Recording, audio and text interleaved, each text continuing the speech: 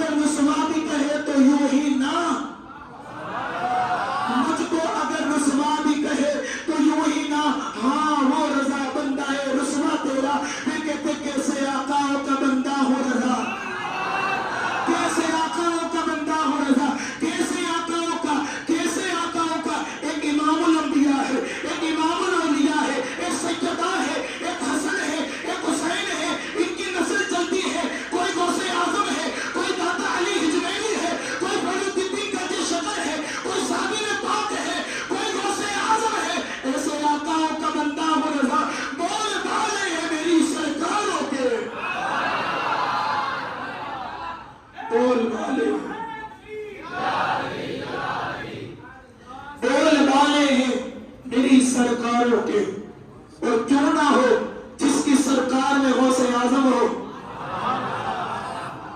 اس کے بول بانے ہونے ہی ہیں۔ میرے محترم ساتھیوں، سب سے پہلے درود پاک کا نذرانہ پیش کرو۔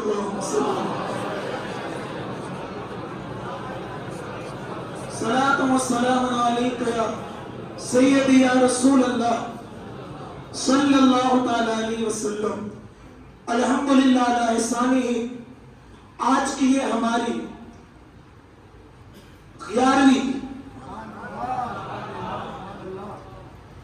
محفل ذکر غوث اعظم کہ جس میں میں اور آپ تمام علماء قادری شرکت کی سعادتیں حاصل کر رہے ہیں۔ اللہ پاک میری اور آپ سب کی حاضری کو بغداد شریف کی حاضری کا سبب بنائے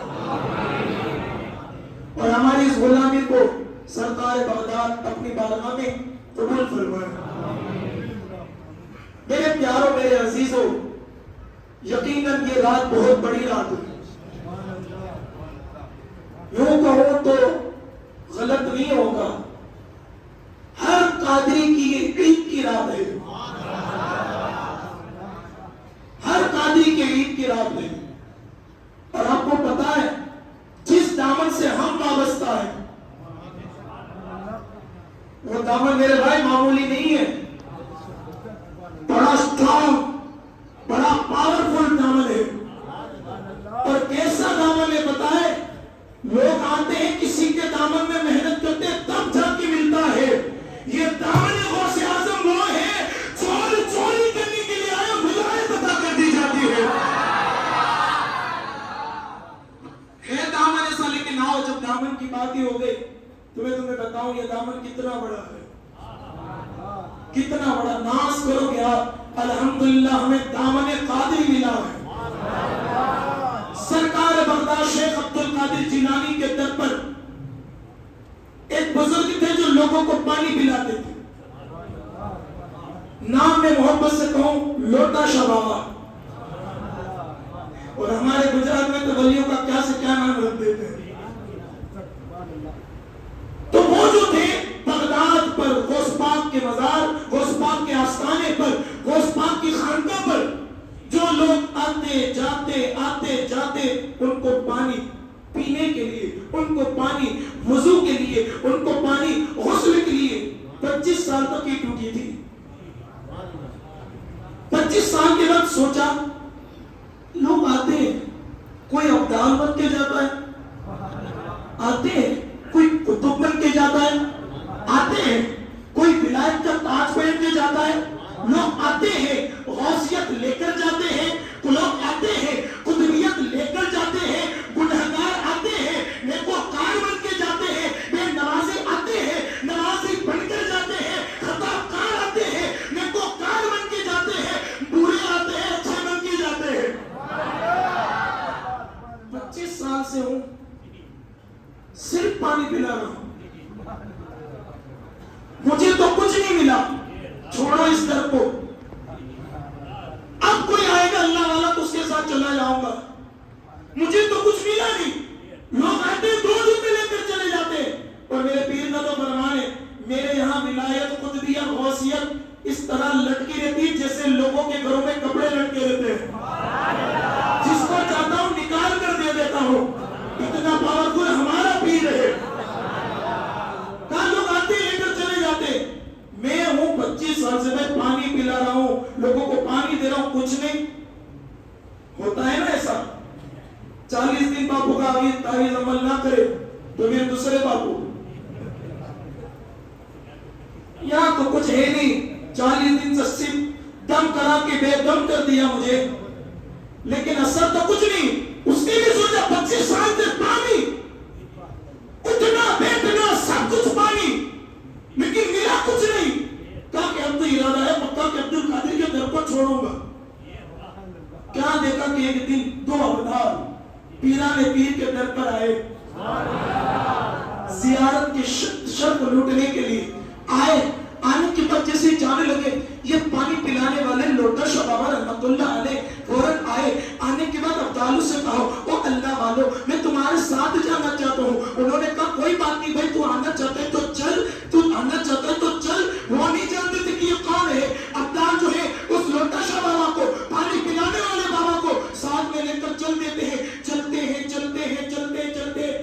کو لگی بھوک، اس کو لگی بھوک کیونکہ غوث پاک کا در غوث پاک کا در تھا، وہاں تو نازوں کے ساتھ لنگر کھلایا جاتا تھا، وہاں تو نازوں نخرے اٹھائے جاتے تھے، 3 ٹائم پیٹ بھر کر کھانا ملتا تھا۔ اب یہاں ابدالوں کا معاملہ یہ کہ بھوک لگی، کہا کہ حضرت سفر کو روکو، کھاتے پیتے ہو یا نہیں؟ کہا کہ ہم تو بھائی پورا دن بھوکا رہتے ہیں، ایک ہی وقت کھاتے ہیں، اگر برداشت کر سکتے ہمارے ساتھ چل ورنہ چھوڑ۔ اس نے کہا چلو کوئی بات نہیں، سفر آگے بڑھا، وقت آیا، جس نے کہا کہ ہم تو کھانے کیا، کہا چلو بیٹھتے ہیں، بیٹھے، ایک ابدال نے مصلی بچھا کر دعا کی، آسمان سے 3 روٹی 3 سالن سے بھرے ہوئے کٹورے آئے، تینوں نے بیٹھ کر کھا لیا۔ آیا دوسرا دن، چلتے رہے چلتے رہے چلتے رہے چلتے رہے، پھر دوسرے ابدال نے مصلی بچھایا، دعا کی، 3 روٹیاں 3 سالن کے کٹورے کھا لیا۔ اب ان دونوں نے مل کر کہا کہ بھائی سن، کل تیری باری ہے، اگر تجھے بھوک لگے کھانا ہے تو دعا کرنی پڑے گی۔ وہ کہنے لگا بھائی حلیف کا بہا نہیں آتا، زندگی بھر پانی پلایا، میں کیا دعا کروں گا، مجھے تو کچھ آتا نہیں۔ کہا کہ ہم کچھ نہیں جانتے، اگر بھوک مٹانی ہے تو کرنا پڑے گا۔ کہا بھائی کل تو آنے دو۔ کل آئی، چلتے گئے مسل آیا، وقت کھانے کا، اس کس نے، پانی پلانے والے نے مصلی بچھایا، اور بچھانے کے بعد جیسے وضو کی مصلی بچھایا، کھڑا ہو گیا، ابھی ہاتھ اس طرح کیے، کچھ بولا بھی نہیں، کچھ بولا نہیں، یہ درے عبد القادر کی شان ہے، کچھ بولا نہیں، کچھ کہا بھی نہیں، کہ بس ہاتھ اٹھائے، کیا دیکھا کہ 2 ابدالوں کی دعاؤں سے 1 روٹی 1 سالن کا کٹورا، یہاں 2 روٹی 6 روٹی، 2 سالن کے کٹورے 6 کٹورے۔ ابدال قریب میں دیکھ کر حیرت زدہ، یہ کون ہے؟ کہہ رہا تھا ہمیں تو کچھ آتا نہیں، لیکن یہ کیا، ہم دعا کریں 1 روٹی، یہ دعا کریں 2 روٹی، ہم دعا کریں 1 لوٹا 1 کٹورا، یہ دعا کریں 2 کٹورے۔ ابدالوں نے ہاتھ جوڑ کر کہا بابا کون ہو تم؟ کہا کہ میں تو سادہ سا آدمی ہوں۔ کہا کہ تم نے یہ دعا کیا کی؟ کہا کہ تم مجھے بتاؤ کہ تم جب مصلی پر کھڑے رہ کر دعا کرتے تو کیا کرتے تھے؟ میں نے تو کوئی دعا نہیں کی، بس ہاتھ اونچا کیا، سب کچھ آ گیا۔ اب جو میرے عبد القادر کے دامن سے وابستہ ہے انشاءاللہ وہ خاموش نہیں رہے گا۔ کہا کہ حضرت جی تم دونوں بتاؤ کہ تم دعا کیا کرتے ہو؟ کہا کہ بابے سونے، جب ہم مصلی بچھاتے ہیں، مصلی بچھانے کے بعد اللہ کی حمد بیان کرنے کے بعد کہتے ہیں اے میرے مالک جو عبد القادر کے در پر لوگوں کو پانی پلا رہا ہے، اس کے صدقے میں ہمیں رزق عطا فرما، اس پانی پلانے والے کا صدقہ بنتے تو ہمیں روزی عطا فرما دے۔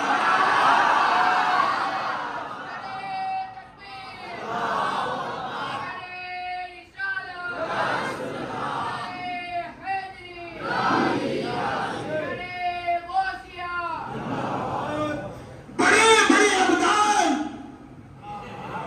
جس کے وسیلے سے دعا کرے وہ عبد القادر کے در پر لوگوں کو پانی پلانے والا ہے۔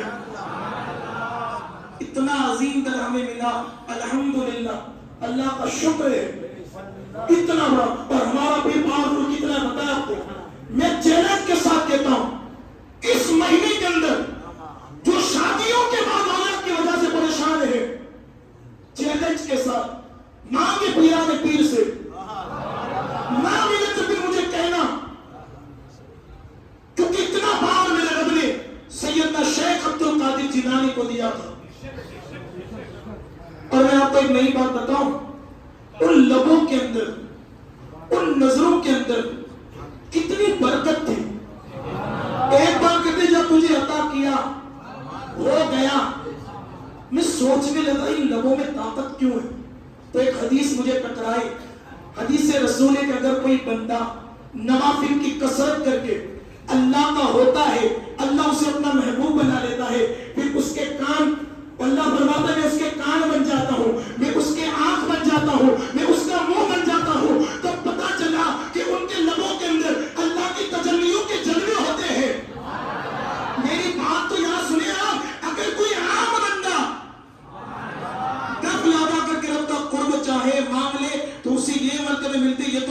آزاد ولی ہے، ولیوں کا امام ہے، تو عبد القادر کے لبوں کی بات کیا ہوگی؟ کیا شان ہے آپ کو پتا ہے؟ اللہ نے کیسی طاقت، کہتے کہ ہو جاتا، ایک مرتبہ کسی پر نظر ڈالتے ہو جاتا، نظر میں وہ کمال، لبوں میں وہ کمال۔ میں حیرت زدہ ہوں کہ نظروں میں یہ کمال کیوں ہے؟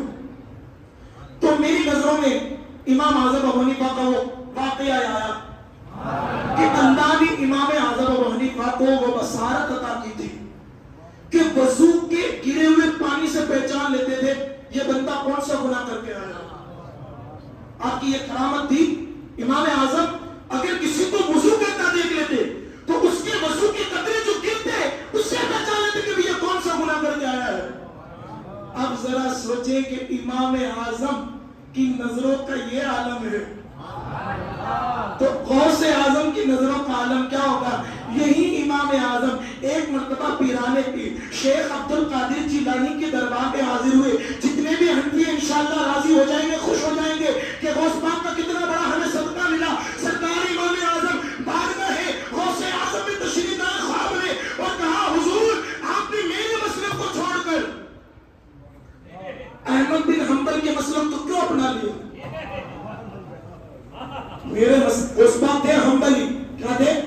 حنبلی۔ چار مسلک جانتے ہیں کہ نہیں جانتے؟ ایک حنفی، شافعی، مالکی، حنبلی۔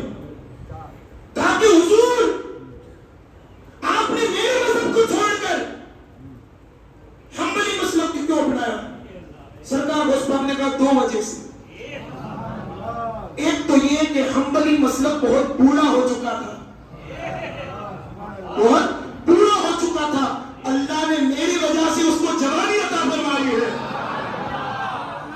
جب میں حنبلی مسلک میں نہیں آیا تھا تو کعبۃ اللہ میں حنبلی مسلک پر مصلی پر نماز پڑھنے والا ایک ہی آدمی تھا، اور جب عبد القادر حنبلی ہوا تو اس کے قدموں کی برکت سے کئی لوگ نمازی نظر آئے حنبلی مسلک پر۔ کہا کہ حضور دوسری وجہ؟ تو سرکار بغداد نے کہا امام اعظم یہ جو مسلک ہے وہ ہے مسکین۔ کیا ہے؟ مسکین، اور میں بھی مسکین ہوں، اور میرے نانا محمد الرسول اللہ بھی مسکینیت کو پسند کرتے تھے، اور میرے نانا نے مجھے کہا عبد القادر احمد بن حنبل کے مسلک کو نہیں چھوڑنا۔ حضور کے کہنے سے میں نے بس اب یہ نہیں چھوڑنا۔ سرکار بغداد سے امام اعظم ابو حنیفہ کہنے لگے آپ نے کہا کہ یہ مسکین ہے مسلک، اس لیے آپ نے اس کو اپنا کر بڑی تازگی عطا فرمائی۔ حضور آپ جیسی شخصیت ہمارے مسلک نہیں تو ہمارا مسلک بھی مسکین ہے، ہمارا مسلک بھی کمزور ہے، ہمارا مسلک بھی مسکین ہے، ہمارا مسلک بھی مفلس ہے۔ پیرانے پہ پکار اٹھے امام اعظم بھی کہنے لا کر میں تجھے دعا دیتا ہوں اللہ تیرے مسلک کو ایسی شہرت عطا فرمائے گا جس طرح دنیا مجھے غوث اعظم کے نام سے یاد کرتی ہے، اسی طرح دنیا تجھے امام اعظم کے نام سے یاد کرے گی۔ کتنی بڑی بات! حنفیوں ناز کرو کہ امام اعظم کو بھی امام اعظم غوث پاک کی دعا کی برکت سے کہا جا رہا ہے۔ یہ شان ہے پیران پیر روشن ضمیر عبد القادر جیلانی کے۔ آؤ اولاد کے